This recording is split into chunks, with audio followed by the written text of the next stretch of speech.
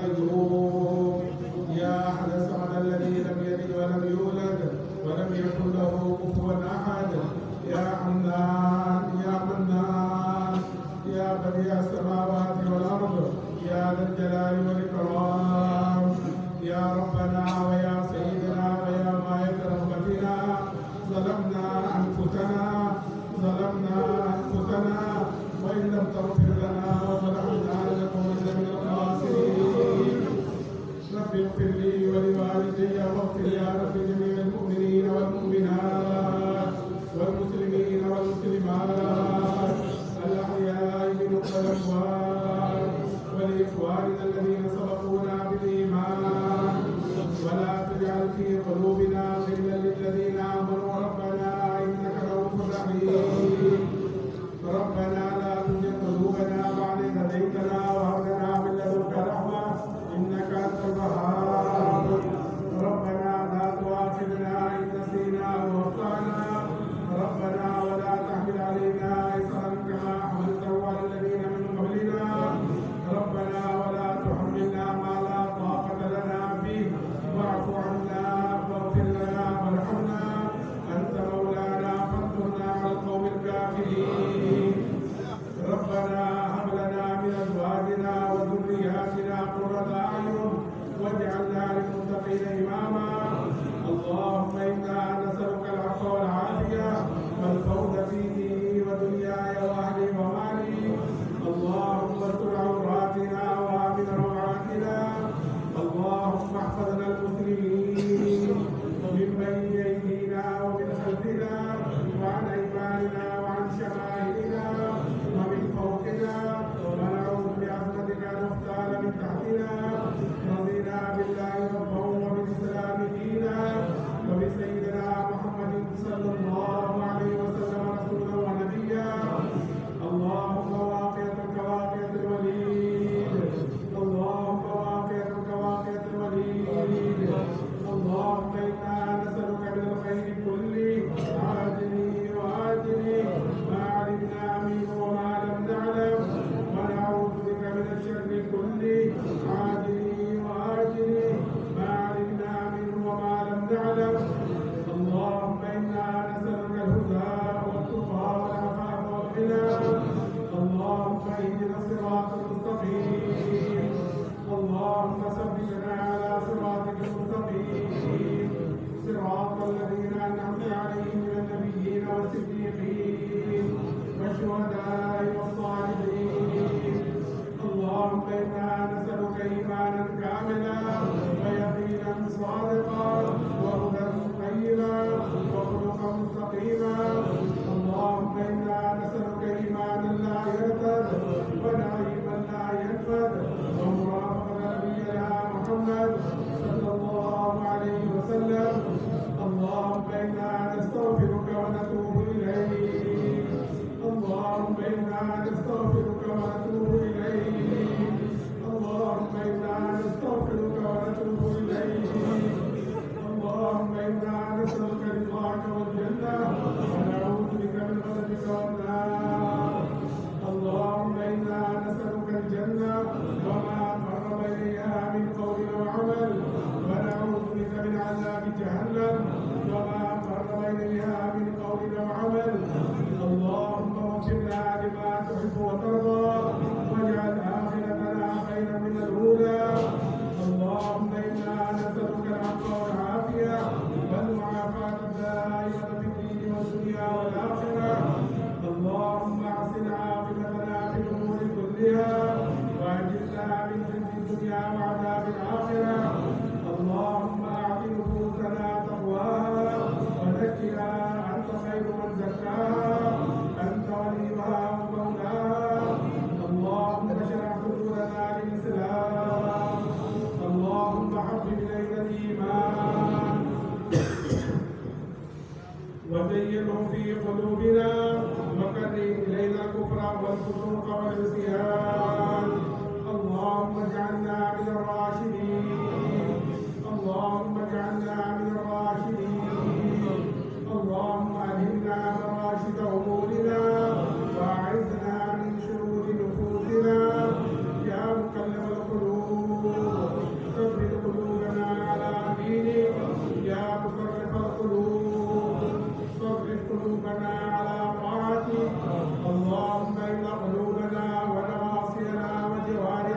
بيدك لن تملكنا منها شيئا، فإذا فعلت ذلك بنا فكن أنت ولينا واهدنا إلى سواء السبيل. اللهم كن أنت ولينا واهدنا إلى سواء السبيل. اللهم أرنا الحق حقا وارزقنا اتباعه، وأرنا الباطل باطلا وارزقنا اجتنابه. اللهم إنا نسألك حبك وحب رسولك وحب من ينفعنا حبه عندك والعمل الذي يبلغنا حبك. اللهم اجعل حبك أحب الأشياء إلينا، واجعل خشيتك أخوف الأشياء عندنا، وافتح عنا حاجات الدنيا بالشوق إلى لقائك من غير ضراء مضرة ولا فتنة مضلة، وقنا السيئات، ومن تق السيئات يومئذ فقد رحمته، وذلك هو الفوز العظيم. اللهم لا سهل إلا ما جعلته سهلا، وأنت تجعل الحزن سهلا إذا شئت. لا إله إلا الله الحليم الكريم. سبحان الله رب العرش العظيم. الحمد لله رب العالمين. نسألك موجبات رحمتك وعزائم مغفرتك والغنيمة من كل بر والسلامة من كل إثم. لا تدع لنا ذنبا إلا غفرته، ولا هما إلا فرجته، ولا كرما إلا نصرته، ولا ضرا إلا كشفته، ولا مرضا إلا شفيته، ولا حاجة من حوائج الدنيا والآخرة هي لك رضا إلا قضيتها. يا أرحم الراحمين، يا أرحم الراحمين. إليك ربي فحببنا، وفي أنفسنا لك ربي فضلنا، وفي أعين الناس فعظمنا، ومن سيء الأخلاق فجنبنا، وعلى صالح الأخلاق فقومنا، وعلى الصراط المستقيم فثبتنا، وعلى الأعداء أعدائك أعداء الإسلام فانصرنا. اللهم انصرنا ولا تنصر علينا، اللهم انصرنا ولا تنصر علينا، وزدنا ولا تنقصنا، واغفر لنا ولا تغفر علينا. اللهم ارحمنا بترك المعاصي أبدا ما أبقيتنا، وارحمنا أن نتكلف ما لا يعنينا، وارزقنا حسن النظر فيما يرضيك عنا. يا حي يا قيوم، يا حي يا قيوم، برحمتك نستغيث. اصلح لنا شأننا كله، ولا تكلنا إلى أنفسنا طرفة عين، فإنك إن تكلنا إلى أنفسنا تكلنا إلى ضعف وعورة وذنب وخطيئة، فإنا لا نثق إلا برحمتك يا أرحم الراحمين، يا أرحم الراحمين. ربنا آتنا في الدنيا حسنة وفي الآخرة حسنة وقنا عذاب النار. يا الله हमारे गुनाहों को माफ करना, या अल्लाह हमारे खताया से दरगुजर करना, या अल्लाह हमारी सय्यात को हसनात से बदल करना। या अल्लाह दीन की सही समझ हमें नसीब करना। या अल्लाह हमारी जिंदगियों को दीनी जिंदगी बना दे। या अल्लाह बेदीनी से बड़े अल्लाह बेदीनी वाली मेहनत से हम सब की पूरी पूरी हिफाजत करना। या अल्लाह जब तक दुनिया में रखे इस दीन की मेहनत में लगे रहने की या अल्लाह जब दुनिया से जाने का होता है तो कमाल ईमान पर खात्मा फरमा। या अल्लाह कमाल ईमान पर खात्मा फरमा। या अल्लाह सुए खात्मा से हम सब की हिफाजत फरमा। या अल्लाह कब्र के अज़ाब से और जहन्नम के अज़ाब से और या अल्लाह शिद्दत हिसाब से हमारी हिफाजत फरमा। या अल्लाह जन्नत फिरदौस का बगैर हिसाब किताब के दाखिला मुक़द्दर फरमा। आफियत नसीब फरमा। या अल्लाह तारीफ की जिल्लत रुसवाई से हमारी हिफाजत फरमा। या अल्लाह हर खैर हमारे लिए मुक़द्दर फरमा। या अल्लाह हर शर और फितने से हमारी हिफाजत फरमा।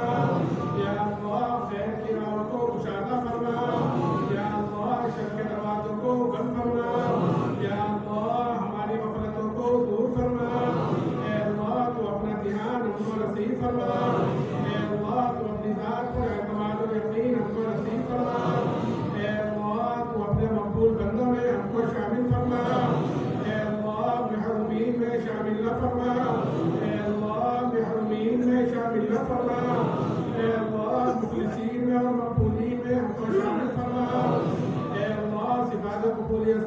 آراستہ فرما یا اللہ رضائل سے گندگیوں سے ہم کو پاک فرما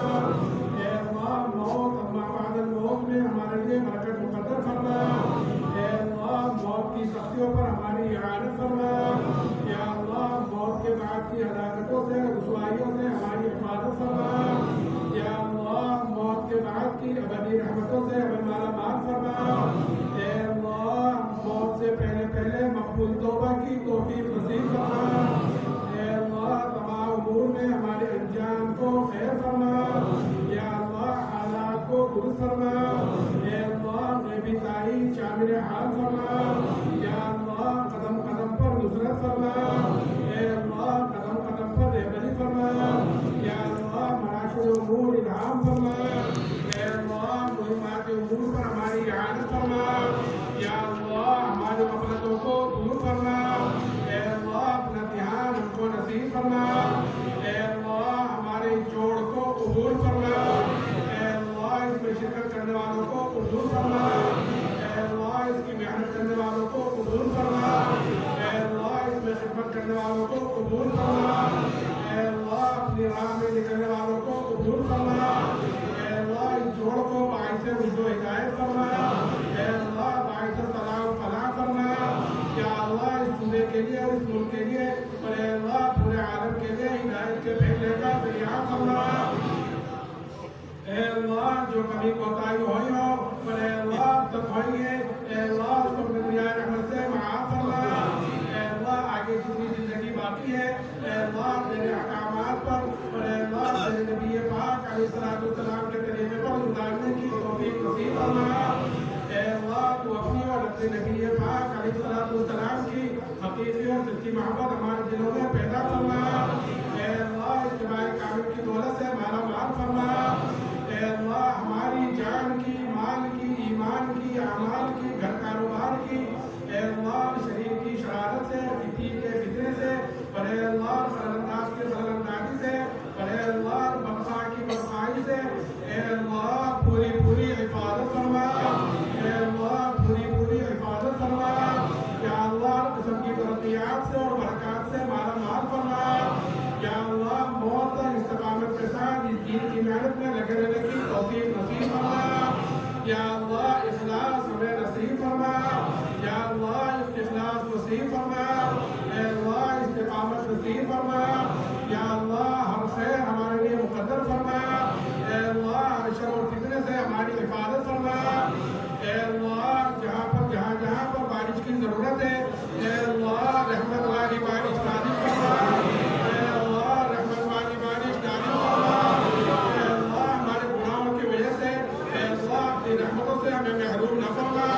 اے اللہ بے شک ہم گنہگار ہیں زیادگار ہیں اپنے جرموں کا ہمیں اعتراف ہے لیکن اے اللہ تو بڑا کریم ہے جب کوئی اپنے جرموں کا اعتراف تیرے سامنے کرتا ہے تو اے اللہ کریم کو شرم آتی ہے کہ میرے سامنے ہاتھ پھیلائے ہوئے خالی ہاتھ جائے اے اللہ ہم تجھ سے معافی مانگتے ہیں اے اللہ ہمارے گناہوں کو معاف فرما اے اللہ ہمارے گناہوں کو معاف فرما اور اے اللہ رحمت والی بارش نازل فرما اے اللہ رحمت والی بارش نازل فرما اے اللہ برکت والی روزی نصیب فرما یا اللہ حلال اور پاک روزی نصیب فرما اے اللہ گندی اور ناپاک روزی سے ہماری حفاظت فرما اے اللہ جتنے بیمار ہیں سب کو شفا کلی نصیب فرما اے اللہ ظاہری اور باطنی خوف کو دور فرما اے اللہ ظاہری اور باطنی قوتیں پیدا فرما اے اللہ مقروضین کے قرضوں کی ادائیگی کی کیسے صورتیں پیدا فرما اے اللہ جتنے بے اولاد ہیں ان کو اولاد صالح نصیب فرما اے اللہ جتنے بے روزگار ہیں ان کو حلال روزی نصیب فرما اے اللہ جتنے اجتماعات ہو چکے ہیں ان سب کو قبول فرما اے اللہ آئندہ جتنے ہونے والے ہیں اے اللہ صفات قبولیت سے آراستہ فرما اے اللہ خیر کے پھیلنے کا ذریعہ فرما اے اللہ شکر و فکر کے ختم ہونے کا ذریعہ فرما یا اللہ عفو کا عافیت کا اور اے اللہ یسر کا سہولت کا اور اے اللہ کرم کا رحم کا معاملہ فرما یا اللہ فضل کا معاملہ فرما اے اللہ ہمارے اس پورے مجمع کو قبول فرما اے اللہ اس کے ہاتھ اٹھانے کو قبول فرما اے اللہ تو اپنی رضا کی دولت سے مالا مال فرما کی مغفرت فرما، اے اللہ تو ہم سب کی مغفرت فرما، اے اللہ ہمارے ماں باپ کی مغفرت فرما، یا اللہ عزیز و غالب کی مغفرت فرما، اے اللہ پورے امت محمدیہ کی پوری مغفرت کا فیصلہ فرما، یا اللہ کرم کا رحم کا معاملہ فرما، یا اللہ صدر کا معاملہ فرما، یا اللہ غیبی تعین شامل حال فرما، یا اللہ اپنے کرم سے ہماری دعاؤں کو قبول فرما۔ اپنی جگہ بیٹھے رہے۔